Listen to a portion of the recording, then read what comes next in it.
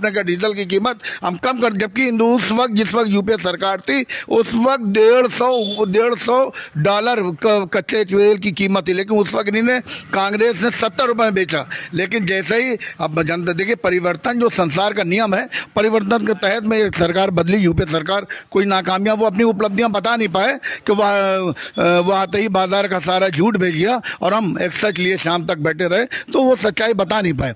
तो इस वक्त जरूरत इस बात की है, जो हमारे पेंशनधारी उनका आपने पेंशन खत्म कर दिया, उज्ज्वल योजना है जो हमारे जो फौजी भाइयों की योजना है, उसमें आपने कहा 26 साल 28 साल नौजवान पढ़ाई लिखाई करके इधर से कर्जा उधर से कर्जा लेकर शिक्षा प्राप्त करता है, उसके बाद फौज में जब दाखिल होता है उसकी एंट्री होती है, उसके बाद उनको दे दिया गया ऐसा है कि 4 साल से आपको नौकरी का मौका दिया जाएगा।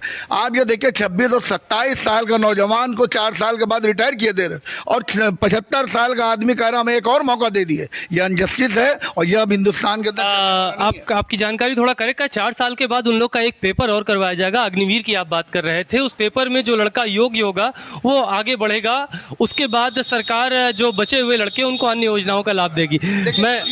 नहीं, ऐसा नहीं है। वो सिर्फ चीजों को कहीं कोई ब्लैंक पेपर है उसको लाके दिखा रहा, बाकी कहीं सच है। आप एक मिनट सर प्लीज। रीजन ये है सर, आपको पता है, आप पत्रकार हैं, बेहतर तरीके से जानते हैं, अग्निवीर योजना जो आई है उसमें सपोज जो आप बात कह रहे हैं वो पार्शियली सच है। उसमें जो लोग 100 लोग सपोज एम्प्लॉय हम लोग हैं उसको अप्लाइड कर रहे हैं, हम लोग 100 अग्निवीर हैं, तो उससे मात्र 25% का वो रिक्रूटमेंट करेंगे जो आप बता रहे हैं। बाकी रेस्ट ऑफ जो 75 वो बेरोजगारी हो जाएगा, वो जाके अडानी या अंबानी का चौकीदारी करेगा, इसके अलावा कुछ नहीं करेगा। एक चीज में और थोड़ा सा ऐड करना चाहेंगे, जो हमारे नेताजी मेहंदी हसन साहब ने कहा, जो आपने बात कुरान और संविधान की कही, तो उसके बारे में थोड़ा सा इंप्रूव कर, जो देश को गुमराह किया जा रहा है। कुरान और संविधान का आपस में कोई कंपैरिजन है ही नहीं।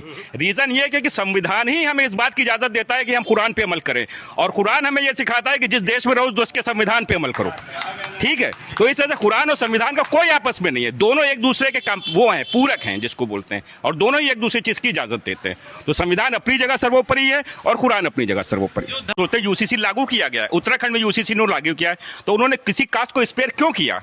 जब यूसीसी मतलब हो गया uniform civil code, it means either I am Hindu और मुस्लिम और क्रिश्चियन और सिख और ईसाई और Jews, it's for everyone.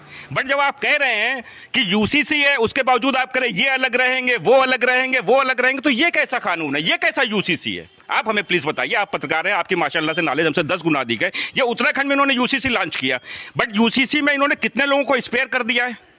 You know very well, किया स्पेयर या नहीं किया है? इन्होंने कई कास्ट को स्पेयर किया, तो यूसीसी का मतलब ही क्या हुआ? यूसीसी मात्र एक सिर्फ मुसलमानों को डराने, दहलाने, धमकाने का एक हवा है।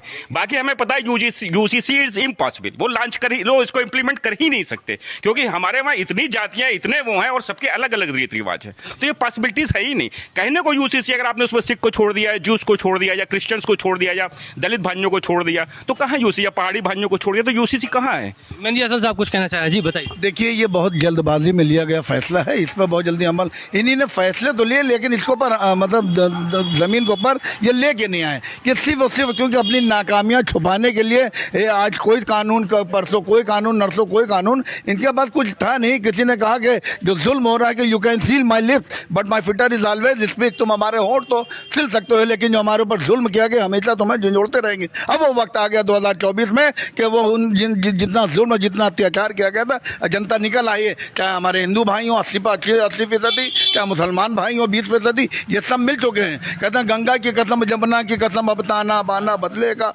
कुछ तुम बदलो कुछ हम बदलें, तो ये जमाना बदलेगा। तो आज जमाना बदल चुका है ये।